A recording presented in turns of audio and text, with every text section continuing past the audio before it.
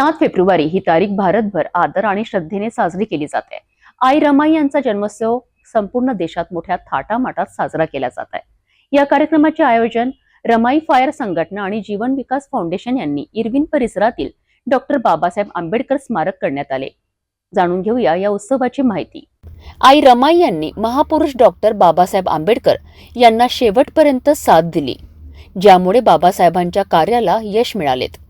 त्यांच्या जयंतीनिमित्त रमाई फायर संघटना आणि जीवन विकास फाउंडेशन यांनी इरविन परिसरात महोत्सवाचे आयोजन केलेत। यामध्ये थायलंड येथून पवित्र अस्थी आणण्यात आल्या आणि त्या अस्थीचे दर्शन घेण्यासाठी मोठ्या संख्येने अनुयायी उपस्थित झाले। या कार्यक्रमात एक रात्र निळ्या पाखराची बहार देखील साजरी करण्यात आली। या खास कार्यक्रमात माजी lady governor कमलाताई Gavai, समाजभूषण Uttamrao Gavai, city news चॅनलचे उपसंपादक Ajay Shrungare, आक्रमण संघटनेचे अध्यक्ष ॲडव्होकेट सुनील गजबिये, प्राध्यापक बनसोड यांसारख्या मान्यवरांची उपस्थिती होती। पायाचं काम केलं आणि त्या पायावर एक प्रचंड अशी बाबासाहेब रूपी इमारत सर्व जगाला रमाबाईंनी दिलेली आहे। तर मी सांगते तुम्हाला की मी आधीच सांगितलं मी सामान्य व्यक्ती आहे, एक हाऊसवाईफ आहे, एक सेवक आहे समाजाची। रमाबाईवर जास्त बोलण्यापेक्षा रमाबाईचे जे अनेक पैलू आहेत ते जर बोलायला बसलो तर हे 83 वर्ष झाले ना, आणखी 83 वर्ष जगले तरी रमाबाईचं कार्य पूर्ण होणार नाही। तर रमाबाईचं कार्य अगाध आहे। मी सगळ्यांना हीच विनंती करते, खूप जास्त काही करू नका, खूप जास्त करू नका। रमाबाईने जेही केलेलं आहे ते करण्याचा प्रयत्न करा आणि सगळ्यात महत्त्वाचं म्हणजे आई म्हणून प्रयत्न करा, पत्नी म्हणून रमाबाईने जे केलं तेही करण्याचा प्रयत्न केला। कारण आजकाल नेते सगळे होतात, महिलाही नेत्या खूप होतात, म्हणून प्रत्येक मी महिलांना तेच सांगते की नेता नंतर व्हा, पहिल्यांदा एक आदर्श आई होण्याचा प्रयत्न करा। म्हणून बाबासाहेबांनी महिलांना प्राधान्य दिलं, हिंदू कोड स्थापन करून त्यांना समानतेचा अधिकार करून दिला। कारण महिलांमध्ये जे कर्तृत्व होतं ते बाबासाहेबांनी जाणलं होतं। तर बाबासाहेबांनी जो समानतेचा अधिकार करून दिला तो आपण खऱ्या अर्थाने पाळतो का? सगळे म्हणतं आम्हाला संधी मिळेल, तर संधी तर ती घ्यावी लागते ना। माझं लग्न झालं तर मी कोणता वर्ग पास होती? 10वा वर्ग। आज किती डिग्री आहेत माझ्याकडे? डिग्र्या घेऊन बसली काय? बाबासाहेबांनी सुशिक्षित करण्याचा महिलांना प्रयत्न केला। मी एक सुशिक्षित आई आहे, 3च मुलाचा आई केलं तर माझ्या समाजातील बाबासाहेबांच्या समाजातील जेवढे गरीब मुलं असतील ते सुदृढ करण्यासाठी सुशिक्षित करण्यासाठी अल्पसा प्रयत्न केला।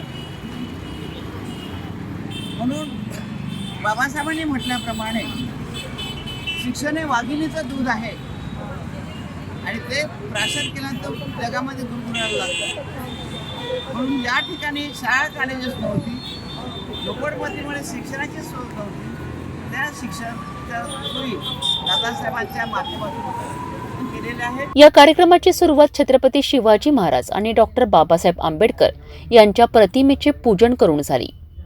कार्यक्रमाचे मुख्य आयोजक राजेंद्र वाटाणे, विनोद गुलदेवकर, शुभम मेश्राम, स्वराज वासनकर, सूरज दांडगे आणि स्नेहल जवंजाळ यांनी मान्यवरांचा पुष्पगुच्छ देऊन सत्कार केला। त्याचबरोबर पत्रकार बांधवांचाही सन्मान देखील करण्यात आला। मी उत्तमराव गवई, फुटबॉल संघटनेचा महाराष्ट्र राज्याचा अध्यक्ष आहे, शिवाय रिपब्लिकन पार्टीचा राष्ट्रीय संघटना सचिव म्हणून काम करतो। आज 7 फेब्रुवारी आहे। आमची माता रमाबाई यांचा जन्मदिवस आहे। कोकणात जन्मलेल्या रमाबाई माता बाबासाहेबांमुळे उजेडात आल्या आणि बाबासाहेबाला जगविख्यात नेता करण्याचा प्रयत्न त्यांनी मनापासून झटून केला। आज बाबासाहेब जे आहेत होते ते माता रमाईमुळे होते आणि माता रमाई उजेडात आली ती बाबासाहेबांमुळे आली। जगात अनेक माता झाल्या आहे. भगवान गौतम बुद्धाची माता यशोधरा होती, महात्मा फुलेची माता होती, छत्रपती शाहू महाराजांची माता होती. इतकंच नाही तर बाबासाहेब आंबेडकरांची भीमाई ही माताही होती आणि रमाई त्यांची धम्मपत्नी होती. एकंदरीत भगवान गौतम बुद्धाची माता, छत्रपती शिवाजीची माता, शाहू महाराजांची माता, महात्मा फुलेची माता यांची तुलना रमाईशी केल्या जाऊ शकत नाही. कारण वैभव संपन्न कुटुंबात असलेल्या ह्या माता आणि दारिद्र्याच्या चिखलात फसलेली माता रमाई यांचा जर विचार केला तर शेणाच्या गोवऱ्या थापून नवऱ्याला विदेशात शिक्षणासाठी पाठवण्याची तयारी करणारी आणि तिथून तुम्हाला एक पत्र सांगतो, बाबासाहेबांचं पत्र आलं, प्रिय रमा. बोटीतून बाबासाहेब जात असताना रमाई आणि बाबासाहेबांचे डोळे वाचरू आले. बाबासाहेबांनी पत्र लिहिलं, प्रिय रमा, माझा प्रवास व्यवस्थित झाला, मी व्यवस्थित पोहोचलो. माता रमाईंनी बाबासाहेबांना पत्र लिहिलं, साहेब साष्टांग दंडवत, तुम्ही पोहोचलात, व्यवस्थित पोहोचला, प्रवास चांगला झाला, हे वाचून आनंद झाला. आणि हे पत्र वार्डातली सर्व लोकांनी वाचून पाहिलं. ते पत्र मी यशवंतलाही वाचायला दिलं. साहेब, मी पूर्ण कुटुंब सांभाळते आहे, तुम्ही इकडची काळजी करू नका, तुम्ही शिक्षणावर भर द्या. सर्व अमरावतीकरांना, भारतवासियांना आझाद समाज पार्टीच्या वतीने माता रमाई जयंतीच्या कोटी कोटी शुभेच्छा. आज या ठिकाणी शांतीचा संदेश देणारे महाकारुण तथागत गौतम बुद्ध यांच्या हस्ते आलेले आहेत व त्यांचे दर्शन हे आमच्यासाठी अविस्मरणीय आहे. व या पावन अवसरावर आज माता रमाईचा सुद्धा जयंती आम्ही आझाद समाज पार्टीच्या वतीने, शहर व जिल्हा कमिटीच्या वतीने, मी मनीष साठे, आझाद समाज पार्टी महाराष्ट्र अध्यक्ष, या सर्वांच्या वतीने आज जयंती आम्ही साजरी करतो. माता रमाई फायर संघटनेचा तसेच जीवन विकास फाउंडेशनच्या वतीने आज भारतरत्न डॉक्टर बाबासाहेब यांच्या पवित्र स्थळी म्हणजे हा पुतळा आमचं श्रद्धास्थान आहे.